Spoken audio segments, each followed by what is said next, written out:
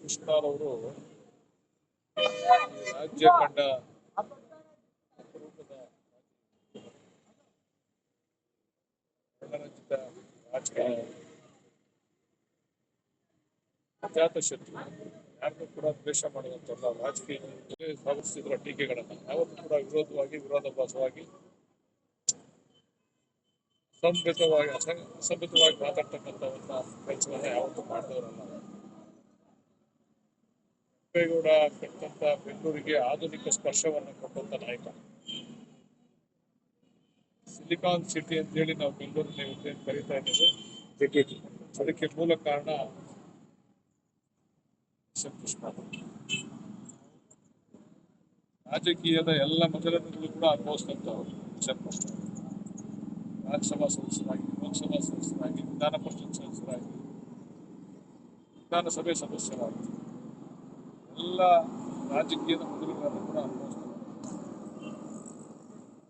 ಕೇಂದ್ರದಲ್ಲಿ ಸಚಿವರಾಗಿ, ಗವರ್ನರ್, ರಾಜ್ಯಪಾಲರಾಗಿ, ಮಹಾರಾಷ್ಟ್ರದ ರಾಜ್ಯಪಾಲರಾಗಿ, ಅತ್ಯಂತ ಅವರ ಸುದೀರ್ಘವಾದಂತಹ ರಾಜಕಾರಣದಲ್ಲಿ ನಮ್ಮ ಕರ್ನಾಟಕ ರಾಜ್ಯಕ್ಕೆ ಅವರದೇ ಆದಂತಹ ಒಂದು ದೊಡ್ಡ ಕೊಡುಗೆ ಇದೆ. ಉತ್ತರ ಕರ್ನಾಟಕದಲ್ಲಿ ನೀರಾವರಿ ವಿಚಾರದಲ್ಲಿ ನಿನ್ನೆ ವಿಧಾನಸಭೆಯಲ್ಲಿ ಚರ್ಚೆ ಮಾಡ್ತಕ್ಕಂಥ ಸಂದರ್ಭದಲ್ಲಿ ಎಚ್ ಕೆ ಪಾಟೀಲ್ ಪ್ರಸ್ತಾಪ ಮಾಡಿದ್ರು.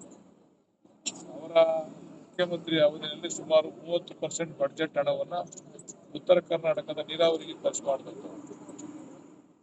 ಎಂದೂ ಕೂಡ ನಾನು ಈ ಕೆಲಸ ಮಾಡಿದ್ದೀನಿ ಅಂತಕ್ಕಂಥ ಮಾತನ್ನ ಯಾರ ಹತ್ರ ಹೇಳ್ಕೊಳ್ತಾ ಇರಲಿಲ್ಲ. ಇವತ್ತಿನ ರಾಜಕಾರಣಿಗಳು ನಾವು ಸ್ವಲ್ಪ ಆದ್ರೂ ಕೂಡ ಹೇಳ್ತಕ್ಕಂಥದ್ದು ಜಾಸ್ತಿ. ಆದ್ರೆ ಅವ್ರು ಎಂದೂ ಕೂಡ ನಾನು ಇಂಥ ಕೆಲಸ ಮಾಡಿದ್ದೀನಿ ರಾಜ್ಯಕ್ಕೆ ಅಂತ ಹೇಳ್ತಕ್ಕಂಥವ್ರಲ್ಲ. ಅವರು ಕೆಲಸಗಳು ಅವ್ರನ್ನ ಗುರುತಿಸ್ತಂತೆ. ಅವರ ಅಳಿಯ ಸಿದ್ಧಾರ್ಥ ಅವರ ನಿಧನರಾದ ನಂತರ ಸ್ವಲ್ಪ ಅವರು ಮಾನಸಿಕವಾಗಿ ನೊಂದ್ರು. ತದನಂತರ ಅವರ ಆರೋಗ್ಯದಲ್ಲಿ ಏರುಪೇರಾಯಿತು. 1 ವರ್ಷದಿಂದಲೇ ಅವರು ಆಸ್ಪತ್ರೆ ಸೇರ್ತಕ್ಕಂಥ ಅವರು ದೀರ್ಘವಾದಂತಹ ರಾಜಕೀಯ ಜೀವನ ಮತ್ತೆ ಅವರ ಆಯುಷ್ ಕೂಡ 92 ವರ್ಷ ಆಯುಷ್ ಕೂಡ ಒಳ್ಳೆ ಉತ್ತಮವಾದಂತಹ ಆಯುಷನ್ನು ಕೂಡ ಭಗವಂತ ಅವರಿಗೆ ಅವರು ಹಸ್ತಂಗತರಾಗಿದ್ದಾರೆ. ಅವರ ಆತ್ಮಕ್ಕೆ ಶಾಂತಿಯನ್ನ ಕೋರೋಣ. ವಿಶೇಷವಾಗಿ ಈ ಭಾಗದಲ್ಲಿ ಅವರ ಜನಪ್ರಿಯತೆ, ದಕ್ಷಿಣ ಕರ್ನಾಟಕ ಭಾಗದಲ್ಲಿ ಜನಪ್ರಿಯತೆ, ಅದನ್ನು ನಮ್ಮ ಜನಾಂಗದ ಪ್ರಮುಖ ನಾಯಕರು, ಈಗ ಜನಾಂಗದ ಪ್ರಮುಖ ನಾಯಕರು. ಅವ್ರನ್ನ ಕಾಂಗ್ರೆಸ್ ಸರ್ಕಾರ ಒಂದು ಬಾರಿ ಅವರು ಉಪಮುಖ್ಯಮಂತ್ರಿ ಆದಾಗ ಇನ್ನೇನು ಮುಖ್ಯಮಂತ್ರಿ ಆಗೇ ಹೋದ್ರು ಅಂತೇಳಿ ಘೋಷಣೆ ಆಗೋಗಿತ್ತು. ಅವರು ಮಲೆ ಮಹದೇಶ್ವರ ಅವರ ಮನೆ ದೇವರಿಗೆ ಭೇಟಿ ಕೊಟ್ಟು ಬರೋದ್ರೊಳಗಡೆ ಬದಲಾವಣೆ ಆಗಿತ್ತು. ವೀರಪ್ಪ ಮೊಯ್ಲಿ ಅವರು ಮುಖ್ಯಮಂತ್ರಿ ಆಗಿದ್ರು. ಆದ್ರೂ ಕೂಡ ಎಂದೂ ಅವರು ಯಾರನ್ನು ಕೂಡ ದ್ವೇಷಿಸಲಿಲ್ಲ, ದೂಷಿಸಲಿಲ್ಲ. ಹೈಕಮಾಂಡ್ ಕೂಡ ದೂಷಿಸಲಿಲ್ಲ. ನಂತರ ಅವ್ರಿಗೆ ನಮ್ಮ ಹೈಕಮಾಂಡ್ ಒಂದು ಒಳ್ಳೆ ಅವಕಾಶವನ್ನು ಮಾಡಿಕೊಡ್ತಾರೆ. ಆದ್ರೆ ಅವರ ಮುಖ್ಯಮಂತ್ರಿ ಆದಂತ ಸಂದರ್ಭದಲ್ಲಿ ಅವರು ಅನುಭವಿಸಿದಂತ ನೋವು ಬಹುಶಃ ಯಾವುದೇ ಮುಖ್ಯಮಂತ್ರಿ ರಾಜ್ಯದಲ್ಲಿ ಅನುಭವಿಸಿಲ್ಲ. ಯಾಕಂದ್ರೆ ಆ ಸಂದರ್ಭದಲ್ಲಿ ಬರದ ಛಾಯೆ ಆವರಿಸಿತು. ಕರ್ನಾಟಕ ಮತ್ತು ತಮಿಳುನಾಡಿನ ಮಧ್ಯೆ ನೀರಿನ ಬಿಕ್ಕಟ್ಟು ಜಾಸ್ತಿ ಆಯಿತು. ರಾಜ್ಕುಮಾರ್ ಅವರ ಅಪಹರಣ ಆಯಿತು. ಇಂಥ ಒಂದು ಪರಿಸ್ಥಿತಿಯಲ್ಲಿ ಕೂಡ ಅತ್ಯುತ್ತಮವಾದಂತಹ ಆಡಳಿತವನ್ನ ಯಶಸ್ವಿನಿ ಅಂತಕ್ಕಂಥ ಕಾರ್ಯಕ್ರಮ, ಬಹುಶಃ ಬಡವರು ಕೂಡ ಯಾವುದೇ ಖರ್ಚಿಲ್ಲದೆ ಆಪರೇಷನ್ ಅನ್ನ ಮಾಡಿಸ್ಕೋಬಹುದು ಅಂತಕ್ಕಂಥ ವಿಚಾರವಾಗಿ ಬಡವರ ಪರವಾಗಿ ಯಶಸ್ವಿನಿ ಅಂತ ಕಾರ್ಯಕ್ರಮವನ್ನ ಅವರು ಜಾರಿಗೆ ತಂದಂಥದ್ದು. ಸ್ತ್ರೀಶಕ್ತಿ ಸಬಲೀಕರಣ, ಸ್ತ್ರೀಶಕ್ತಿಯನ್ನ ಅವ್ರ ಕಾಲದಲ್ಲೇನೆ ಅವರು ಪ್ರಾರಂಭ ಮಾಡಿದಂಥದ್ದು. ಹೆಣ್ಣು ಮಕ್ಕಳಿಗೆ ಶಕ್ತಿ ತುಂಬಬೇಕು, ಅವ್ರ ಕಾಲ ಮೇಲೆ ಅವ್ರು ನಿಂತ್ಕೋಬೇಕು ಅಂತ ಹೇಳಿ ಅದಕ್ಕೆ ಶಕ್ತಿಯನ್ನ ತುಂಬಿದಂಥವ್ರು ಮಾನ್ಯ ಎಸ್ ಎಂ ಕೃಷ್ಣ ಅವರು. ಬಟ್ ಅವರ ವಿಚಾರಧಾರೆಗಳನ್ನ ಎಷ್ಟು ಹೇಳಿದ್ರು ಕೂಡ ಸಾಲೋದಿಲ್ಲ. ಆ ಮಟ್ಟಿಗೆ ಬಿಸಿ ಊಟ, ಮಕ್ಕಳು ಯಾವ ಮಕ್ಕಳು ಇವತ್ತು ಮಧ್ಯಾಹ್ನದ ಹೊತ್ತು ಊಟ ಇಲ್ಲದೆ ಬಡ ಮಕ್ಕಳು ನೋವನ್ನ ಅನುಭವಿಸ್ತಾರೆ, ಅವ್ರಿಗೆ ಬಿಸಿ ಊಟ ಯೋಜನೆಯನ್ನು ಕೂಡ ಶಾಲಾ ಮಕ್ಕಳಿಗೆ ಜಾರಿ ತಂದಂತ ಕೀರ್ತಿ ಅವ್ರಿಗೆ ಎಸ್ ಎಂ ಕೃಷ್ಣ ಅವ್ರಿಗೆ ಸಲ್ತದೆ. ಬಹುಶಃ ಈಗ ನಾವೆಲ್ಲರೂ ಸೇರಿ ಅವ್ರಿಗೊಂದು ಶ್ರದ್ಧಾಂಜಲಿ ಕಾರ್ಯಕ್ರಮವನ್ನು ಮಾಡ್ತಾ ಇದ್ದೀವಿ. ಅವರ ಆತ್ಮಕ್ಕೆ ಶಾಂತಿಯನ್ನು ಕೂಡ ಕೋರ್ತೇವೆ. ಅದರ ಜೊತೆಯಲ್ಲಿ ಅವರ ಕುಟುಂಬ ವರ್ಗ, ಅವರ ಸ್ನೇಹಿತರು, ಅವರ ಬಂಧುಗಳು, ಅವ್ರ ವಿದೇಶಿಗಳೆಲ್ಲರೂ ಕೂಡ ಅವರ ಸಾವಿನ ನೋವಿನ ಚಿತ್ರವನ್ನು ಬರ್ತಕ್ಕಂಥ ಶಕ್ತಿಯನ್ನ ಭಗವಂತ ಕರುಣಿಸಲಿ ಅಂತ ಕೇಳಿ